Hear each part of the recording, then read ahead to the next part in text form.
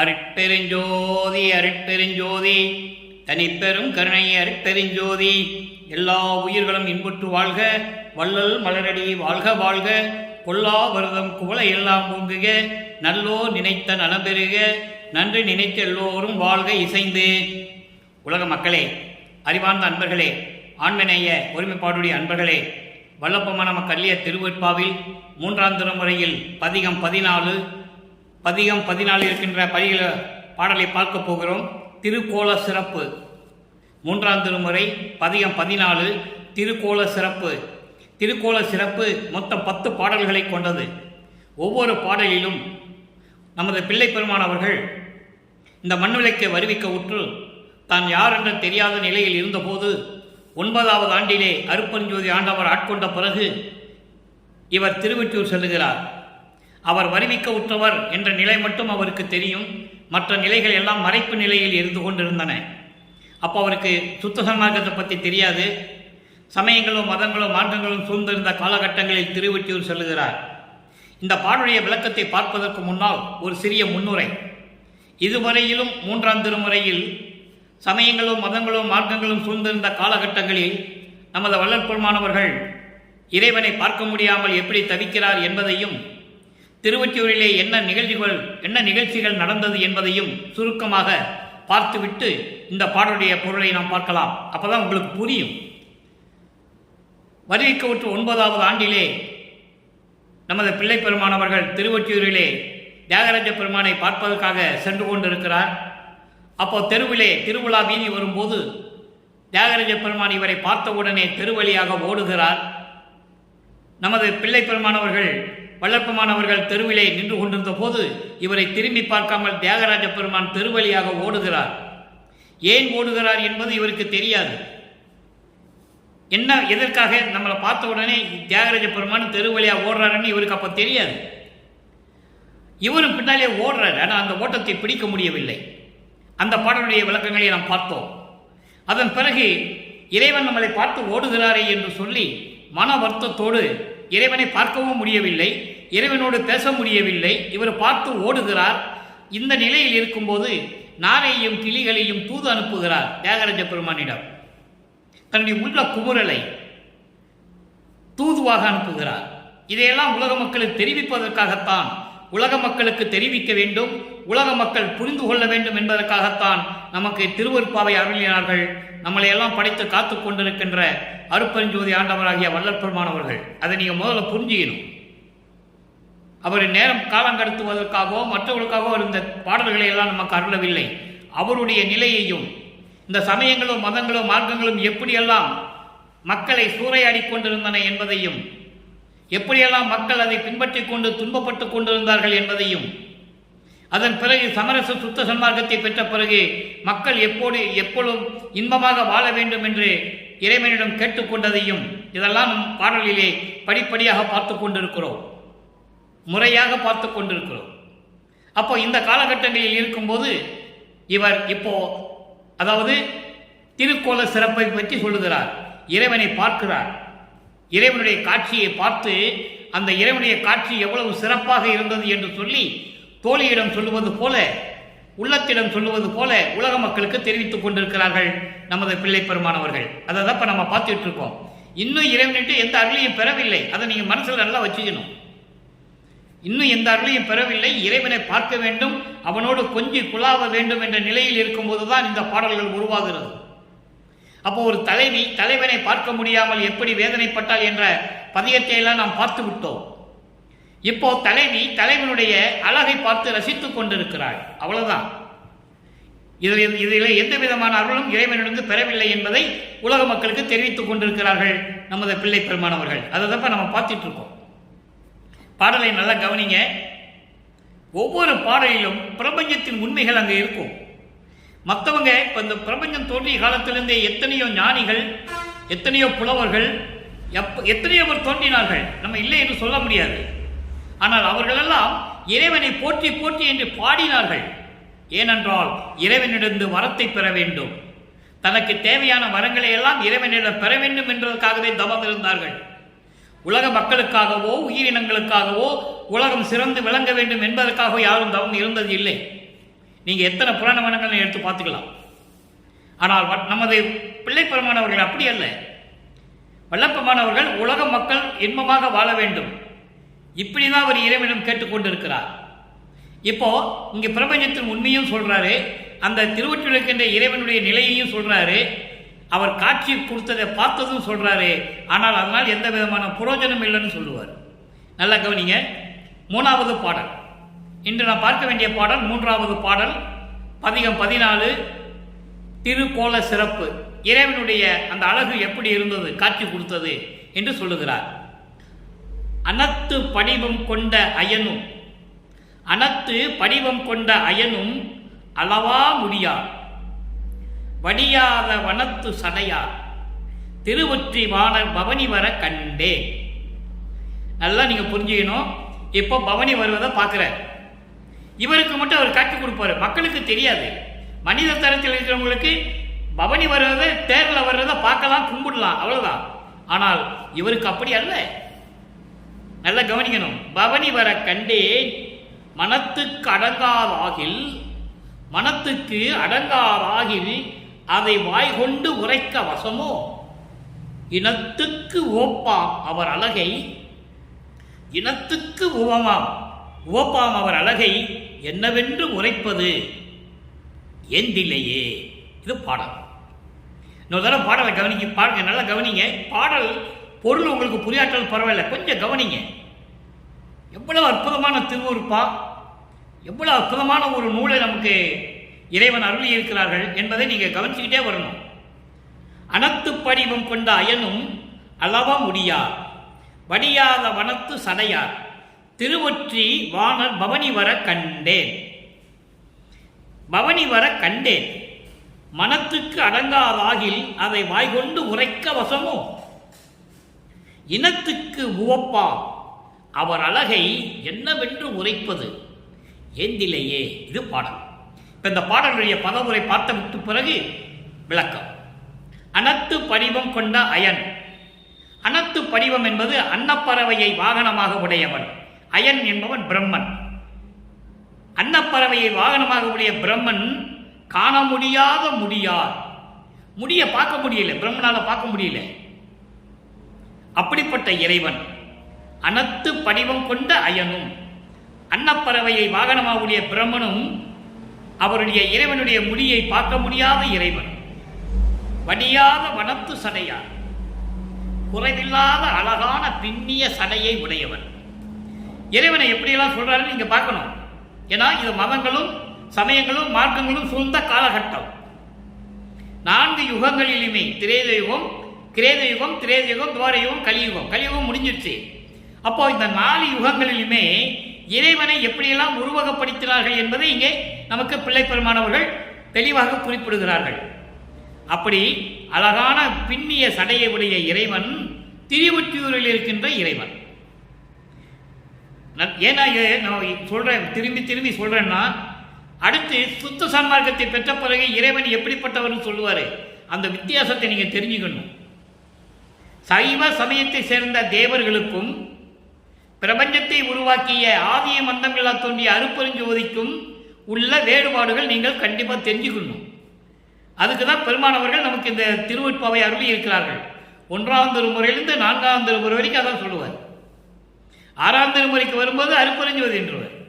அது அற்புதமான ஒரு நிகழ்வு.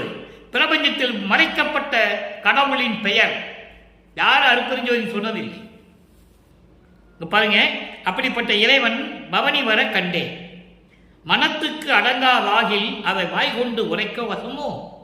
மனசு அடங்காம நின்றுகிட்டு இருக்கு, அதை வாயால எப்படி சொல்ல முடியும்? மனம் துள்ளி குதித்து விளையாடுகிறது. இறைவனுடைய அழகை பார்த்தவுடனே என் மனம் துள்ளி குதித்து விளையாடுகிறது, அதை எப்படி வாயால் சொல்ல முடியும்? சொல்லிட்டு சொல்றாரு பாருங்க, இனத்துக்கு உவப்பா. என்ன இனம்? ஆண்மகன், ஆணழகன். யாரு? இறைவனை சொல்றாரு. ஆணழகன்.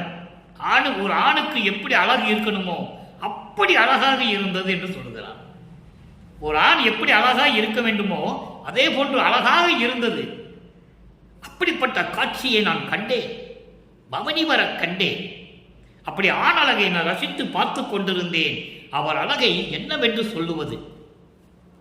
அவர் அழகை நான் என்னவென்று சொல்லுவது என்று எனக்கு தெரியவில்லை, எந்திலேயே எனக்கு தெரியவில்லையே என்று சொல்லுகிறார். இப்போ இந்த பாடலியை விளக்கம் பார்க்க போகிறோம், நல்லா கவனிங்க. அன்னப்பறவையை வாகனமாக உடைய பிரம்மனும் தேடி சென்று அவர் முடியை பார்க்க முடியாத இறைவன், பின்னிய சடையை உடைய இறைவன், குறையே இல்லாது அழகான சடைமுடிய இறைவன், திருவொற்றியூரில் இருக்கின்ற இறைவன், அந்த இறைவன் பவனி வரும்போது நான் பார்த்தேன், பவனி வர கண்டேன், நான் பார்த்தேன். அப்போ என் மனம் துள்ளி குதித்து விளையாடுகிறது. அதை நான் எப்படி சொல்லுவேன், என் வாயால் எப்படி சொல்ல முடியும்? அந்த நிலையில் நான் ஆனந்தமாக இருந்து கொண்டிருந்தேன். அந்த ஆணுக்குரிய அழகு, அந்த அழகு இருக்கிறதே, அந்த ஆணுக்குரிய அழகு அவ்வளவு மகிழ்வோடு இருந்தது. இன்பமாக நான் பார்த்து கொண்டிருந்தேன். அவர் அழகை நான் என்னவென்று சொல்லுவது எனக்கு தெரியவில்லையே என்று சொல்லி இந்த பாடலை நமக்கு அருளியிருக்கிறார்கள். சரி, இப்போ இதை உலக மக்களுக்கு தெரிவிக்க வேண்டும். இது பாடல், பாடல்ல சொல்றாரு. உலக மக்களுக்கு எதை தெரிவிக்கிறார்? உலக மக்களே, நான் அருட்பெருஞ்சோதி ஆண்டவருடைய செல்ல பிள்ளையாக, செல்வ பிள்ளையாக, மூத்த பிள்ளையாக இருந்த நான் சமரச சுத்த சன்மார்க்கத்தை உலக மக்களுக்கு தெரியப்படுத்த வேண்டும் என்பதற்காகவே அருட்பெருஞ்சோதி ஆண்டவராகிய என் தந்தை ஒரு தாயின் வழியாக இந்த மண்ணுலக்கு என்னை வருவிக்க செய்தார். வருவிக்க உற்ற ஆண்டிலிருந்து 9 ஆண்டுகள் வரையிலும் நான் எந்த நிலையில் இருந்தேன் என்று எனக்கே தெரியாது. இதெல்லாம் இந்த பாடலுடைய விளக்கத்தில் சூட்சமமான விளக்கம். அது உலக மக்களுக்கு தெளிவாக சொல்லணும்ல, பாடல்ல எல்லாமே சொல்ல முடியாது. அப்போ அப்படி வருவிக்க உற்ற நாளிலிருந்து 9 ஆண்டுகள் வரையிலும் நான் எந்த ஒரு மனநிலையிலும் எதுவும் தெரியாத நிலையில் இருந்து கொண்டிருந்த போது இதை அழகாக சொல்லுவார். நான் தெருவிலே விளையாடும் போது என்னை ஆட்கொண்டாய், சிறுவயதிலே ஆட்கொண்டாய், பருவம் அறியாது குறித்திடாது ஆட்கொண்டாய் என்று சொல்லுவார். அப்போ ஆட்கொண்ட பிறகு எனது மறைப்பு நிலையை நீக்காமல் சென்று விட்டார்கள். அந்த நிலையில் நான் திருவொற்றியூரிலே அருட்பெருஞ்சோதி ஆண்டவரை பார்க்க வேண்டும் என்பதற்காக சென்று கொண்டிருந்த போது அங்கே சமயங்களும் மதங்களும் மார்க்கங்களும் சூழ்ந்திருந்த காலகட்டங்களில் இருந்த தியாகராஜ ஒற்றி பெருமானை நான் பார்க்க சென்றேன். அவர் திருவிழா வீதி வரும்போது அந்த பவனியை கண்டேன். எப்படிப்பட்ட இறைவன்! பிரம்மன் அன்னப்பறவகை எடுத்து பறந்து சென்று கூட முடியை பார்க்க முடியாத இறைவன், அழகான இறைவன், திருவொற்றியூரில் இருக்கின்ற இறைவன், அழகான பின்னிய சடையை உடைய இறைவன். அப்படிப்பட்ட இறைவன் பவனி வருவதை நான் கண்டேன். பவனி வருவதை கண்டவுடன் அவருடைய அழகை பார்க்கும்போது எனது மனம் துள்ளி குதித்து விளையாடிய போது அந்த இன்பத்தை நான் எப்படி என் வாயால் சொல்லுவது? அழகு என்றால் அப்படி ஒரு அழகு, ஒரு ஆண்மகனுக்கு உரிய அழகு. அவர் அழகை நான் என்னவென்று சொல்லுவேன், எனக்கு தெரியவில்லையே என்று சொல்லி உலக மக்களுக்கு தெரிவிக்கிறார். அன்றைய காலகட்டங்களில் அவள் எழுந்த சூழ்நிலை அது. இப்போ சமரச சுத்த சன்மார்க்கத்தை பெற்ற பிறகு இந்த பாடலுக்கு ஏற்றபடி இன்று நாம் பார்த்த 3வது பாடல், இந்த பாடலுக்கு ஏற்றபடி பூரணமான விளக்கம், பரிபூரணமான விளக்கம், சுத்த சன்மார்க்க விளக்கம் 6ஆம் திருமுறையிலே எங்கெங்கே இருக்கிறது என்பதை இப்ப நம்ம பார்க்க போறோம். 6ஆம் திருமுறை பதிகம் 20 பிள்ளை பெரு விண்ணப்பம் 83வது பாடல்.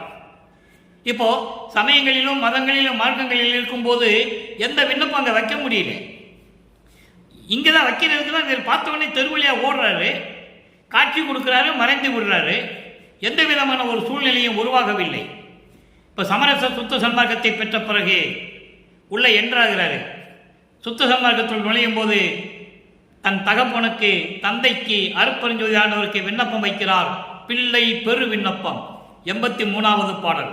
அங்கே இருக்கிற 3வது பாடலுக்கு இங்கே 83வது பாடலிலே ஒரு விளக்கம். நல்ல கவனிங்க. எப்படிப்பட்ட இறைவன்! அங்கே திருவொற்றியூரில் இருக்கின்ற இறைவன், அன்னப்பறவகை எடுத்து முடியை பார்க்க முடியாத இறைவன், அப்படிலாம் சொல்லுவார். இங்கே ஆர்ந்த வேதாந்த பதி முதல் யோகாந்த பதி வரையும், அதாவது ஆர்ந்த வேதாந்த பதி முதல், அதாவது உலகத்தில் பிரபஞ்சம் தோன்றிய காலத்திலிருந்தே கூறப்பட்ட சொல்லப்பட்ட வேதாந்தம் முதல் யோகாந்தம் வரை 6 அந்தங்கள் இருக்கின்றன. கலாந்தம், யோகாந்தம், நாதாந்தம், சித்தாந்தம், வேதாந்தம், இப்படி 6 அந்தங்கள் இருக்கின்றன. இந்த 6 அந்தங்கள் வரையிலும் இந்த அந்தங்களை கடந்து அப்பாலும் தேர்ந்து அருள் ஆணை திருநெறி செங்கோல் செல்ல. தேர்ந்து என்றால் சிறந்த அருள் ஆணை திருநெறி செங்கோல் ஆட்சி. அப்போ அந்தங்களை கடக்க வேண்டும், சரிய கிரிய யோக 16 நிலைகளை கடக்க வேண்டும், தத்துவங்களை கடக்க வேண்டும். அதன் பிறகு 16வது நிலையில் இருக்கின்ற அந்த இறைவன் திருநெறி செங்கோல் செல்ல ஓர் சிற்றவை இடத்தே சார்ந்த பேரின்ப தனியரசு எட்டும் தந்தையே. தன்னுடைய தந்தை அருப்பஞ்சாண்டான் எங்கே இருக்கிறான்னு சொல்றார். சமயங்களும் மதங்களும் மார்க்கங்களும் சூழ்ந்திருந்த காலகட்டங்களில் தியாகராஜ பெருமான் திருவொற்றியூரில் இருக்கின்ற இறைவன் என்று சொல்லுவார். இப்போ சுத்த சன்மார்க்கத்தை பெற்ற பிறகு வேதாந்தம் முதல் யோகாந்தம் வரை இருக்கின்ற 6 அந்தங்கள், இந்த 6 அந்தங்களையும் கடந்து அதற்கு மேலே அப்பாலும் இருக்கின்ற அந்தங்களை கடந்த பிறகு தத்துவங்களை கடக்க வேண்டும். அதை வல்லப்பமார்கள் தெளிவாக நம்ம பாடலில் சொல்லிட்டு இருக்கிறார். அப்போ அதையெல்லாம் கடந்து திரு அருள் செங்கோலாட்சி நடத்துகின்ற, தனி அரசு நடத்துகின்ற சிவஞான வெளியை சொல்ற 16வது நிலை, அதான் கடவுள் நிலை.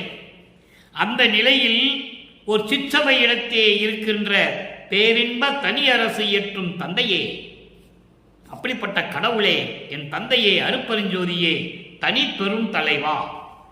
தனிப்பெரும் தலைவா என்பது சுத்த சன்மார்க்கத்தின் தலைவன், ஒப்பற்ற தலைவன், யாரிடம் ஒப்பிட முடியாத தலைவன், யாருக்கு நிகரில்லாத தலைவன், தன்னகிரில்லாத தலைவன் என்று சொல்லுவார். அப்படிப்பட்ட இறைவா, பேட்டிடேன் எந்த விதத்தும், பேந்திடேன் எந்த விதத்தும், பேந்திடேன் எந்த விதத்தும். பேந்திடேன் என்பது எந்த சூழ்நிலையிலும் எந்த சந்தர்ப்பத்திலும் எப்படி ஆனாலும் நான் இந்த நிலையை விட்டு நான் மாற மாட்டேன். என சுத்த சன்மார்க்கத்தை வாங்கிட்டார். சுத்த சன்மார்க்கத்தை வாங்கிட்டா சமயங்களும் மதங்களும் மார்க்கங்கள் இருக்கின்ற பற்றுகள் எல்லாம் தீர்த்துடணும். அந்த சங்கற்ப விருப்பங்களுக்கெல்லாம் போகக்கூடாது. உருவ வழிபாடு இருக்கக்கூடாது, ஆராதனை செய்யக்கூடாது, அபிஷேகம் பண்ணக்கூடாது, குறியீடுகள் இருக்கக்கூடாது, திருநீர் பூசுவது, நாமம் போடுவது, இந்த குறியீடுகள் இருக்கக்கூடாது. அதான் சொல்றாரு, பேந்திடேன் பேந்திடேன் எந்த விதத்தும், என்னுடைய நிலையிலிருந்து நான் மாறவே மாட்டேன். நினைக்கே பிள்ளை நான் வருந்துதல் அழகோ, உன்னுடைய பையன் நான் உனது மகன், நான் வருத்தப்படலாமா? இது உன் திருவருளுக்கு அழகா இருக்கா? ஒரு தந்தைக்கு அழகா? கேட்கிறார் பிள்ளை பெருவினபத்தில் கேட்கிறார். உன்னால இந்த மண்ணுக்கு வருவி கூட்டு நான் பட்ட துன்பங்கள் போதாதா? நான் பட்ட பாடு போதாதா? மெய்யருள் வியப்புல சொல்லுவாரு, அற்புதமா இருக்கும். இப்படியெல்லாம் நான் துன்பப்பட்டேன், இது போதாதா? இன்னும் நான் படணுமா? நான் உன் பிள்ளை அல்லவா? என் தந்தையே, விரைவில் வந்து எனக்கு அருள்வாயாக என்று சொல்லி பிள்ளை பெருவிண்ணப்பத்திலே ஒரு பாடல். அடுத்து பதிகம் 25 அனுபோக நிலையம். 3ஆம் திருமுறையில் சொல்லப்பட்ட 2வது நிலைக்கு ஒரு விளக்கம். அங்கே திருவொற்றியூரில் இருக்கின்ற இறைவன் பவனி வர கண்டேன்னு சொல்லுவார். அவ்வளவுதான் சொல்லுவார். இங்க அனுபோக நிலையை எப்படி? அனுபோக நிலை என்றால் பேரின்பம் உள்ள அந்த இடம் எப்படி இருக்கும்? இறைவனிடம் பேரின்பம் அருளை பெற்றுவிட்டால் எப்படி இருக்கும்? 3வது பாடல். 3ஆம் திருமுறையிலே பார்க்கின்ற 3வது பாடலுக்கு இங்கே விளக்கம், சுத்த சன்மார்க்க விளக்கம். ஏன்னா இதெல்லாம் சொல்லிதான் ஆகணும். சமயங்களிலும் மதங்களிலும் மார்க்கெடும் போது எப்படி இருந்தார் நம்ம பிள்ளை பெருமாள்? நிலைகள் மாறுகிறது. அருட்பெருஞ்சாண்டவர் திருவிளையாடல் செய்து கொண்டிருக்கிறார். 8 வருஷத்துக்கு ஒரு தடவை ஒரு திருவிளையாடல் நடக்குது. 6 திருவிளையாடல் நடக்குது. தன் மகனை இறைவனாக்க வேண்டும். அப்போ 6 திருவிளையாடல்கள் நடந்து கொண்டிருக்கிறது. அதை தான் நம்ம படிப்படியாக பார்த்துட்டு இருக்கோம். அதை நீங்கள் நல்லா மனசில் வச்சுக்கணும்.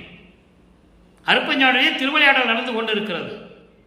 இப்போ இங்க பாருங்க, மேலே ஏகாந்த வெளியிலே அனுபோக நிலையம் எப்படி இருக்கும்? நிலையம் என்றால் ஒரு இருக்கும் இடம். அனுபோகம் என்பது இறைவனுடைய அந்த பேரின்பம் கிடைத்து விட்டால் அந்த இடம், அந்த நிலைகள் எப்படி இருக்கும்? நல்ல கவனிங்க. மேலே ஏகாந்த வெளியிலே, மேலை ஏகாந்த வெளி, ஒரே வெளிதான். ஏகாந்தம் என்பது ஒரே வெளி. அப்புறம் மேல் ஏகாந்த வெளி என்பது தனி சிறப்பு மிக்க அந்த 16வது நிலை வெளி. அதான் சிவஞான வெளி, அதான் ஏகாந்த வெளி, ஒரே வெளிதான். மேலே ஏகாந்த வெளியிலே நடம் செய் மெய்யனே. மெய்யனே என்பது அருட்பெருஞ்சோதி ஆண்டவரே. அருட்பெருஞ்சோதி சொல்லிட்டாரா? அப்போ அங்க திருவொற்றியூர் வாணர்னு சொன்னவர் இங்க அருட்பெருஞ்சோதின்னு சொல்றாரு. அந்த வேறுபாடை நீங்க கவனிக்கணும். அப்போ அருட்பெருஞ்சோதி ஆண்டவருடைய நிலை என்ன? சமயங்களும் மதங்களும் மார்க்கங்களும் சாராத நிலை, எந்த உருவத்தினுடைய அடையாளம் இல்லாத நிலை. அங்க சொல்லுவாரு, கழுத்துல பாம்பு வச்சிருக்காரு, தலையில கங்கையை வச்சிருக்காரு, கையில சூளத்தை வச்சிருக்காரு, உடுக்கையை வச்சிருக்காரு, எல்லாம் சொல்லுவார். எல்லாம் நம்ம பார்த்தாச்சு, விளக்கங்கள்லாம் பார்த்தாச்சு. இது வரைக்கும் கிட்டத்தட்ட ஒரு 700-750 வீடியோ நான் போட்டிருப்பேன்னு நினைக்கிறேன். தினமும் ஒரு பாடல் போட்டுக்கிட்டு இருக்கோம். அப்போ அதெல்லாம் சொன்னவர் இங்கே அருட்பெருஞ்சோதின்னு சொல்றார். இதுதான் உண்மையான கடவுள்னு சொல்றேன். ஆதி மந்தமில்லா தோன்றிய பிரபஞ்சத்தின் முதல் கடவுள் அருட்பெருஞ்சோதி ஆண்டவர். நேகாந்த ஏகாந்த வெளியிலே நடம் செய் மெய்யனே ஐயனே எனக்கு மாலையே அணிந்த மகிழ்னனே. இப்போ இறைவனை கணவன் என்று சொல்லுவார். தோழியிடம் சொல்லும்போது தன்னை தலைவியாகவும் இறைவனை தலைவனாகவும், தன்னை காதலியாகவும் இறைவனை காதலனாகவும், ஏனென்றால் மா காதல் கொண்டு என்று சொல்லுவார். அப்படி இருந்தால்தான் மா காதல் கொள்ள முடியும். அதனால்தான் மகிழனே என்று சொல்லுகிறார், வேற ஒன்றும் இல்லை. என்னை ஆட்கொண்ட இறைவனே என்று பொருள். மாலையே அணிந்த மகிழனே, என்னை ஆட்கொண்டு எனக்கு அருளை கொடுத்த இறைவனே, அருட்பெருஞ்சோதியே, எல்லாம் வல்லவனே, நல்லனே, நல்லவனே, அருள் செங்கோலையே நடத்தும் இறைவனே, திருவருள் செங்கோலாட்சி நடத்தும் இறைவனே. இங்கே ஒரு இடம் குறிப்பிட நான் கடமைப்பட்டிருக்கிறேன். காரணம், இந்த திருவருள் செங்கோலாட்சி என்று சொல்லும் பொழுது வல்லப்பமான ஒரு இடத்திலே சொல்லுவார், திருவருள் செங்கோலாட்சி செலுத்துவோம் என்று சொல்லுவார். நல்லா கவனிக்கணும். செலுத்துவேன் என்று சொல்லவில்லை, செலுத்துவார் என்றும் சொல்லவில்லை, செலுத்துவோம். அப்படி என்றால் அதில் ஏகப்பட்ட, அதாவது பிரபஞ்சத்தின் உண்மைகள் அங்கே இருக்கிறது. இறைவன் தன்னோடு இரண்டரை கலந்து கொண்டு என்னையும் இறை விட்டு பிரியாது, ஒரு நிமிடம் கூட என்னை விட்டு பிரியாமல் உள்ளே இருந்து கொண்டு கட்டளையிடுகிறார். நான் பிரபஞ்சத்தை இயக்கிக் கொண்டிருக்கிறேன், ஆகையினால் 2 பேருமே இந்த பிரபஞ்சத்தை இயக்கிக் கொண்டிருக்கிறோம் என்று அங்கு சொல்லுவார். திருவருள் செங்கோலாட்சி செலுத்துவோம் என்று சொல்லுவார். அதை முழுமையாக கொடுக்கிறதுக்கு முன்னாலே திருவருள் செங்கோலாட்சி செலுத்தும் இறைவனே என்று சொல்லுகிறார். நல்லா கவனிக்கணும். இப்போ இந்த நிலையில் இருக்கும்போது இந்த பாடலை உலக மக்களுக்கு தெரிவிக்கும் போது வல்லப்பெருமானவர்கள் இறைவனாகவில்லை, அருளை பெற்றுக் கொண்டிருக்கிறார், முறையாக செய்து கொண்டிருக்கிறார் அருட்பெருஞ்சாண்டவர். முதல்ல ஏமசித்தியை கொடுக்கிறார். அதை நம்ம 4ஆம் திருமுறையில் பார்க்க போறோம். ஏமசித்தியை கொடுக்கிறார். அந்த ஏமசித்தியை கொடுக்கும்போது தான் நான் 2ஆம் திருமுறையை ஒப்பிட்டு சொல்லுவேன். அற்புதமாக இருக்கும். ஏமசித்தியை கொடுத்த உடனே தன் மகனுக்கு இங்கிருந்து அங்கே அண்டங்களுக்கு கடந்து சென்று அங்கே சாகா கல்வியை சொல்லி கொடுத்துட்டு இருக்காரு. பாட்டில் இருக்கு. அங்கே சாகா கல்வியை கற்றுட்டு திரும்பி இங்கே வராரு. காரணம், தத்துவங்களை கடக்கணும். அது இங்கிருந்து தான் போகணும். நிலம், நீர், நெருப்பு, காற்று 5 பூதங்கள்ல இருந்து அந்த தத்துவங்கள்லாம் வரும்போது இங்கிருந்து தான் முதல்ல போகணும். அப்போ இங்கிருந்து தான் கடந்து போறாரு, தத்துவங்களை கடந்து போறாரு. அதுக்கப்புறம் தான் கடவுள் நிலையை மகனுக்கு கொடுக்கணும். அதான் இங்க சொல்றாரு, எல்லாம் வல்லவனே, நல்லவனே, திரு செங்கோலாட்சியை நடத்தும் இறைவனே, ஒரு என் குணத்தானே. என் குணம் என்பது 8 குணம் உண்டு இறைவனுக்கு. தன்மயத்தனாதல், தூய உடம்பினாதல், இயற்கை உணர்வினாதல், முற்றிலும் உணருதல், இயற்கையாகவே பாசங்களை நீக்குதல், முடிவில் ஆற்றல் உடைமை, பேரருள் உடைமை, வரம்பில் இன்ப உடைமை. இப்படி 8 குணங்கள் உண்டு இறைவனுக்கு. அந்த 8 குணங்களை வைத்துதான், அதன் அடிப்படையில் வைத்துதான் சத்தியஞான சபையை எண்கோண சபையாக நிறுவியது வல்லப்பெருமானவர்கள் என்பதை இங்கே நான் பதிவு செய்ய கடமைப்பட்டிருக்கிறேன். அப்போ என் குணத்தானே, இனி சகிப்பு அறிய. இங்க பாரு, உன்னால் பட்டது போது சாமி, என்னால் சகித்துக்கொள்ள முடியாது, என்னால் சகித்துக்கொள்ள முடியாது. காலையே தருதற்கு இது தருணம், கலந்தருள் கலந்தருள் எனையே. காலையே தருதற்கு இது தருணம், காலம் தாமதம் செய்யாமல் எனக்கு அருளை என்னோடு 2.5 கலந்து கொண்டு எனக்கு அருளை கொடுத்து விடு. காலம் தாமதம் செய்யக்கூடாது, இதுதான் நல்ல நேரம் என்று சொல்லி இறைவனிடம், தந்தையிடம் சொல்லுகிறார். சரி, இப்போ இறைவனுடைய நிலையை சொல்லியாச்சு, இறைவன் எங்கே இருக்கிறான்னு சொல்லியாச்சு, யாருன்னு சொல்லியாச்சு, அருளை நீ இப்படியெல்லாம் கொடுத்துடணும்னு சொல்லியாச்சு, உனது மகனுன்னு சொல்லியாச்சு. உலக மக்களுக்கு தெரிவிச்சாச்சு, நான் அவருடைய மகன் தான் அப்படின்னு சொல்லியாச்சு. இப்போ இந்த அருள் ஜோதியுடைய நிலை என்ன, அந்த கடவுள் எப்படிப்பட்ட கடவுள் அது சொல்லணும்ல உலக மக்களுக்கு. 47வது பதிகம் அருள் ஜோதி நிலை, அருட்பெருஞ்சோதி ஆண்டவருடைய நிலை, அந்த கடவுள் நிலை, அந்த தெய்வத்தினுடைய நிலை எப்படி இருக்கும் உலக மக்களுக்கு சொல்லணும். ஏன்னா இதுவரைக்கும் அவர் 4ஆம் திருமுறை இயற்றுகின்ற அந்த காலகட்டத்தில் அப்ப இறைவன் யார் என்ற நிலையை சொல்லிக் கொண்டிருக்கிறார்.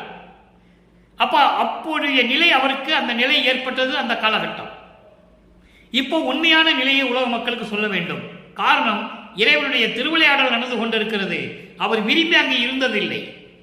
சமயங்களிலும் மதங்களிலும் மார்க்கங்களிலும் அவர் விருப்பப்பட்டோ இருந்ததில்லை.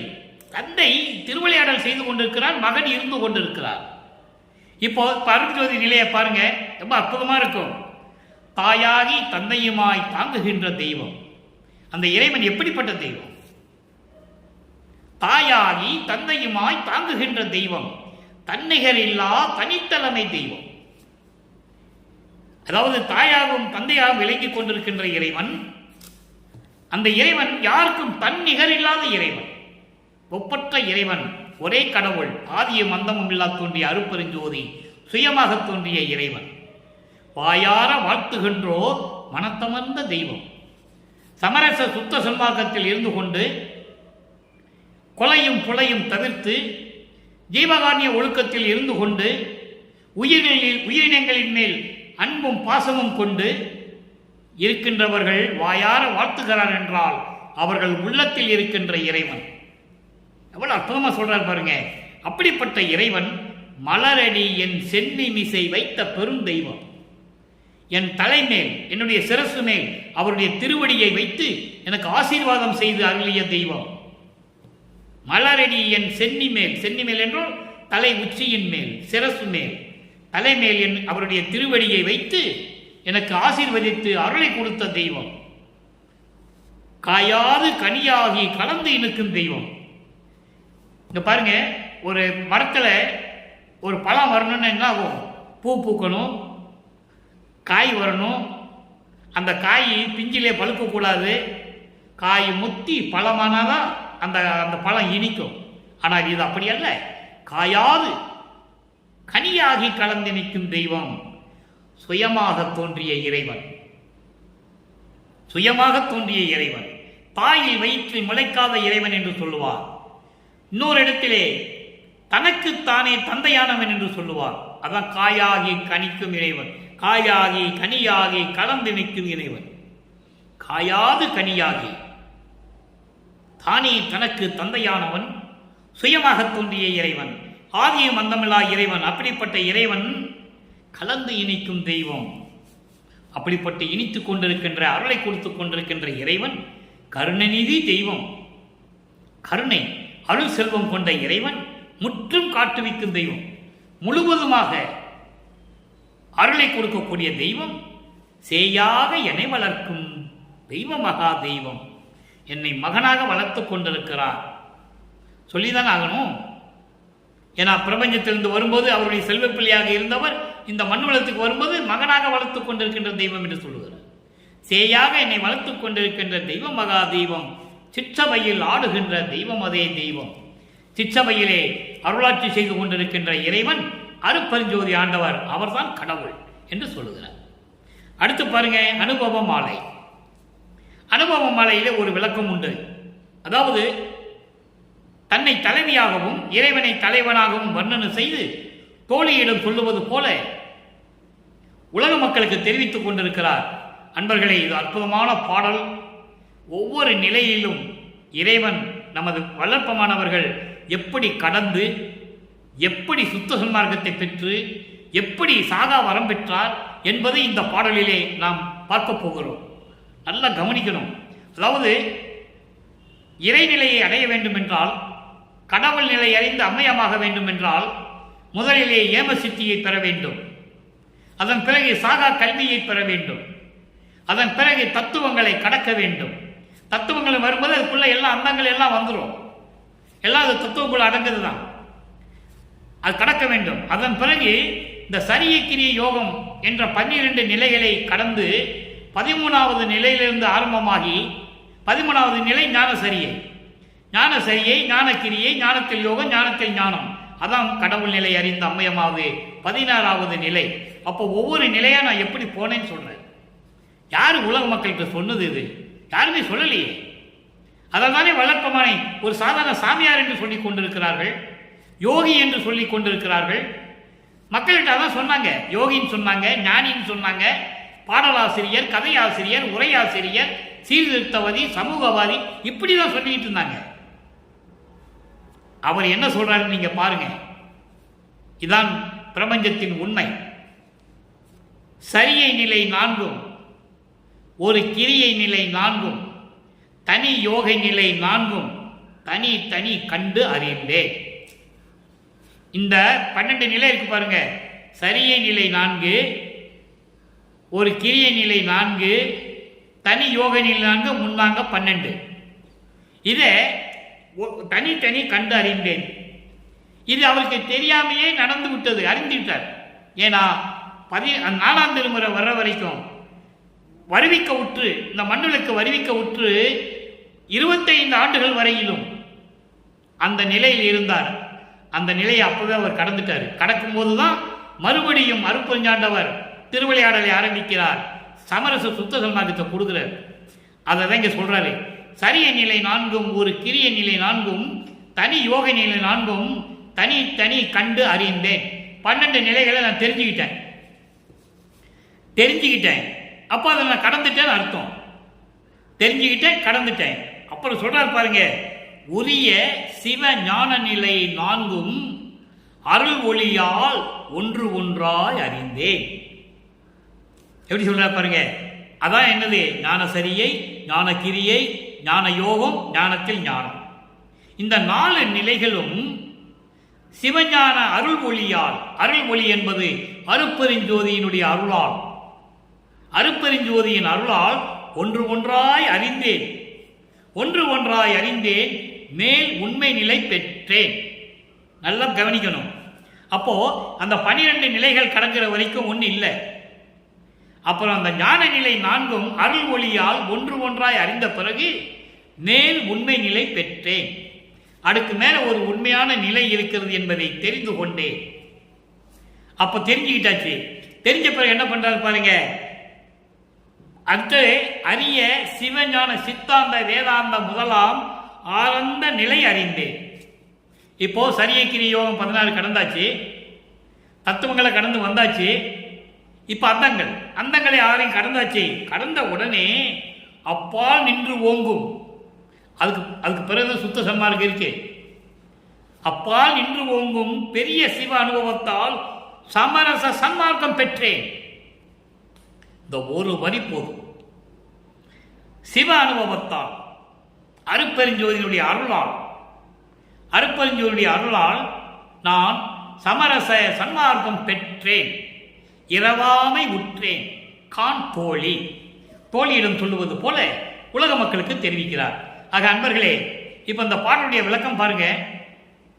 எல்லா சந்தேகத்திற்கும், எல்லா குழப்பத்திற்கும், இந்த சமயங்களிலும் மதங்களிலும் மார்க்கங்களிலும் இருந்தாருன்னு சொன்னாங்கல்ல, அந்த குழப்பங்களுக்கெல்லாம் இங்கேயே விடை இருக்கிறது. அதனால்தான் வல்லப்பமானவர்கள் இந்த பாடலை அந்த பாடலுக்கு தொடர்பு கொண்டு செய்கிறார். என்னை விளக்கம் சொல்லுகிறார். இப்ப இந்த நிலைகள் எல்லாம் கடந்த பிறகு, சரியக்கிரி யோகம் இந்த 12 நிலைகளை கடந்த பிறகு, இதை நம்ம சின்னம்பிடியிலே சொல்லுவார். நான் அடிக்கடி அந்த பாடலை கூறுவதுண்டு. பன்மார்க்கம் கடந்தேன் என்று சின்னம்பிடி, 12 மேல் நின்று சின்னம்பிடி. இந்த 12 மார்க்கம் நான் கடந்து வந்துட்டேன். 12வது நிலைக்கு மேல என்ன இருக்கிறது? 13வது நிலை. அதை இங்க சொல்றாரே, உரிய சிவநிலை 4 அருள் ஒளியால் ஒன்று ஒன்றாய் அறிந்தேன், மேல் உண்மை நிலை பெற்றேன். அதுக்கு மேல ஒரே ஒரு நிலை தான் இருக்கிறது. கடவுள் நிலை அறிந்து அம்மையமாக வேண்டும். அந்த நிலை ஒன்றுதான் பாக்கின்னு சொல்ற.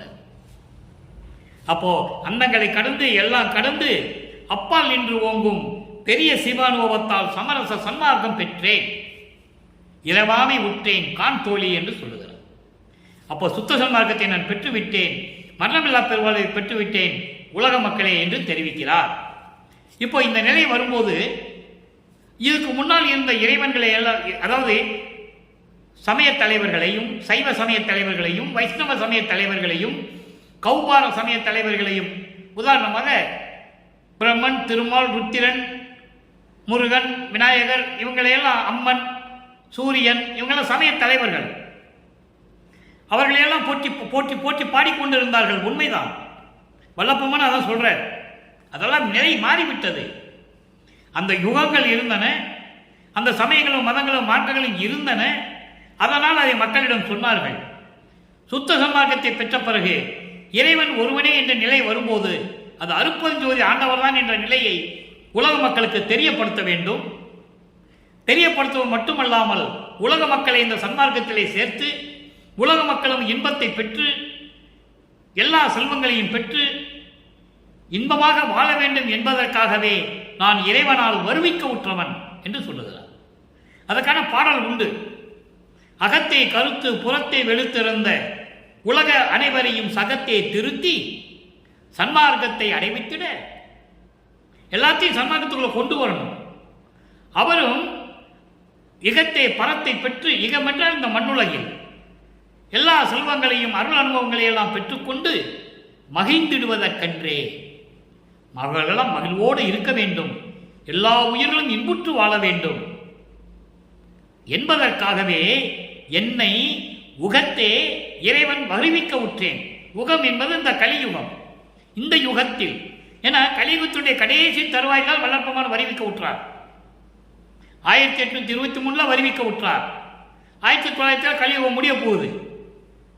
அப்ப அந்த கடைசி யுகத்தில், இந்த கலியுகத்தில் அருட்பெருஞ்சோதி ஆண்டவரால் வருவிக்க உற்று அருட்பெருஞ்சோதி ஆண்டவர் திருவிளையாடல் செய்து கொண்டிருக்கிறார் 51 ஆண்டுகள் வரையிலும்.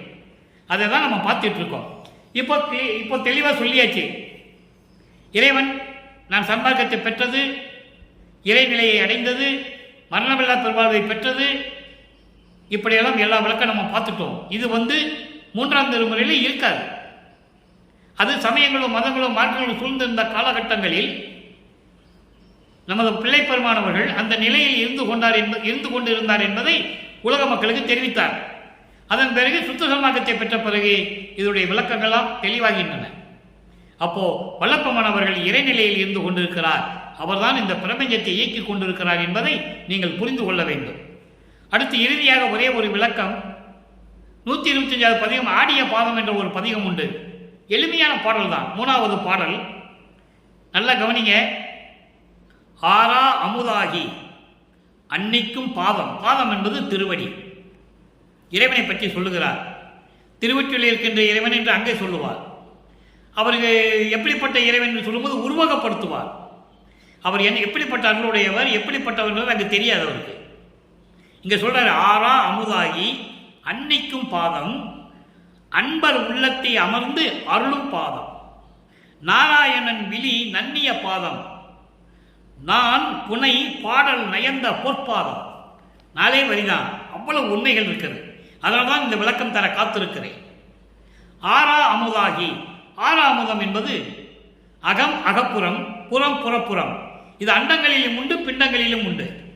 அண்டங்களிலே அகம் என்பது அக்கினி, அகப்புறம் என்பது சூரியன், புறம் என்பது சந்திரன், புறப்புறம் என்பது நட்சத்திரங்கள். இப்படி ஒளிரும் பொருள்கள். இவைகளிலும் அன்னிக்கும் பாதம். இவர்களுக்கெல்லாம் ஒளி கொடுக்கக்கூடியது யாரு? இதெல்லாம் பொருந்தியது எங்கே? அருட்பெருஞ்சோதியாண்டுடைய திருவடியிலே. அருட்பெருஞ்சோதியாண்டுடைய திருவடிகளுடைய அருளால் தான் இதெல்லாம் இயங்கிக் கொண்டிருக்க வேண்டும். இது அண்டங்கள். பிண்டங்கள்ல சொல்லுவாரு, அகம் என்பது ஆன்மா, அகப்புறம் என்பது ஜீவன். ஜீவனும் ஆன்மாவும் சேர்த்துதானே உடல். அப்போ ஜீவன். புறம் என்பது அந்த கரணங்கள், மனம், சித்தம், புத்தி, அகங்காரம். புறப்புறம் என்பது ஐம்பொறிகள், கண், காது, மூக்கு, வாய்மை.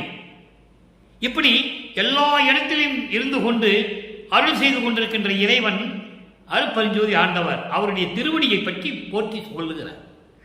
அடுத்து அன்பர் உள்ளத்தை அமர்ந்து அருள் பாதம்.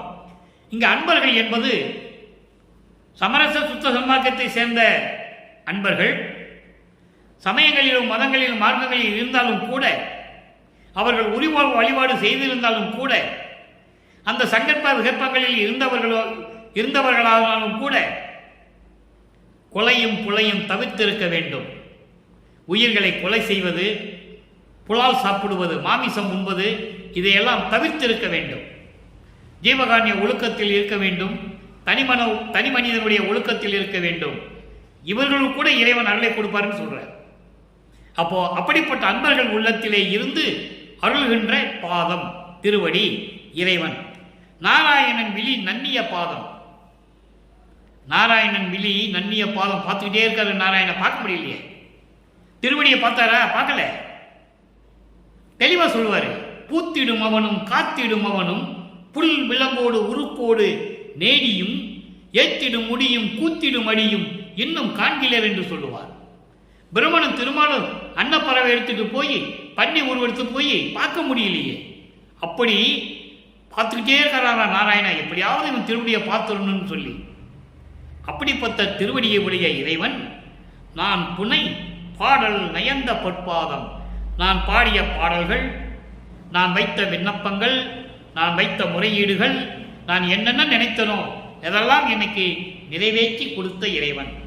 அப்படிப்பட்ட திருவடியை கொண்ட இறைவன் என்று சொல்லி இந்த பாடலை நமக்கு அருளியிருக்கிறார்கள்.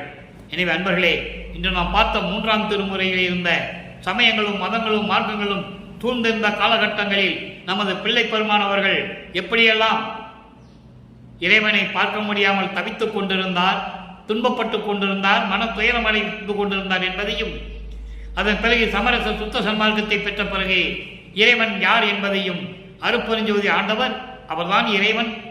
அவர் வடலூரிலே சத்தியஞான சபையில் இருக்கின்ற இறைவன், அங்கே ஏகாந்த வெளியிலே, மேலே ஏகாந்த வெளியிலே இருக்கின்ற இறைவன். அப்படிப்பட்ட இறைவனிடம் நான் அருளை பெற்றுக்கொண்டேன், சமரச சுத்த சன்மார்க்கத்தை பெற்றுக்கொண்டேன், மரணமில்லா பெருவாழ்வை பெற்றுக்கொண்டேன் உலக மக்களே என்று தெரியப்படுத்தியதையும் அந்த விளக்கத்தையும் நாம் பார்த்து விட்டோம். எனவே அன்பர்களே, நாம் புண்ணியம் செய்தவர்கள். இந்த யுகத்திலே, இந்த ஒளி யுகத்திலே, சமரச சுத்த சன்மார்க்க காலத்திலே நாம் சமரச சுத்த சன்மார்க்கம் என்ற ஒரு மார்க்கத்திலே இருந்து கொண்டிருக்கிறோம். அப்படிப்பட்ட இறைவனை நாம் பெற்றிருக்கிறோம். அருட்பெருஞ்சோதி ஆண்டவர் சாதியும் மதமும் சமயமும் பொய்யென ஆதியில் உணர்த்திய அருட்பெருஞ்சோதி என்று வளர்ப்பமானவர்கள் நமக்கு அருளியிருக்கிறார்கள். சாதியும் மதமும் சமயமும் காணா ஆதி அனாதையாம் அருட்பெருஞ்சோதி. இடைப்பட்ட காலகட்டங்களிலே, இடைப்பட்ட இந்த யுகங்களிலே எத்தனையோ மார்க்கங்கள் சமயங்கள் உருவாகிவிட்டன. மக்களை அதில் ஈடுபடுத்தி வழிபட செய்து விட்டார்கள். இனிமேல் அது தேவையில்லை என்ற காரணத்தினால்தான் சுத்த சன்மார்க்கத்தை இறைவன் உருவாக்கி, அருட்பெருஞ்சாண்டவர் உருவாக்கி, அவர் மகனாகிய என்னையும் இந்த மண்டலத்துக்கு வருவிக்க செய்து நான் உலக மக்களுக்கு தெரிவித்து விட்டேன். எனவே உலக மக்களே, எல்லோரும் சுத்த சன்மார்க்கத்தில் இணைந்து கொலையும் புலையும் தவிர்த்து சைவ நெறியில் இருந்து கொண்டு இறைவனை வணங்கி இறைவனுடைய அருளையும் அருள் செல்வங்களை எல்லாம் பெற்றுக்கொண்டு இந்த வையகத்திலே நீங்கள் நோயற்ற வாழ்வில் வாழ்வாங்கு வாழ வேண்டும் என்று இறைவனுடைய தயவாலையும் கருணையாலையும் வாழ்த்தி இந்த வள்ளலார் ஊழியன் விடைபெறுகிறேன். மீண்டும் நாளை சந்திப்போம். நன்றி, வணக்கம். அருட்பெருஞ்சோதி அருட்பெருஞ்சோதி, தனிப்பெரும் கருணை அருட்பெருஞ்சோதி.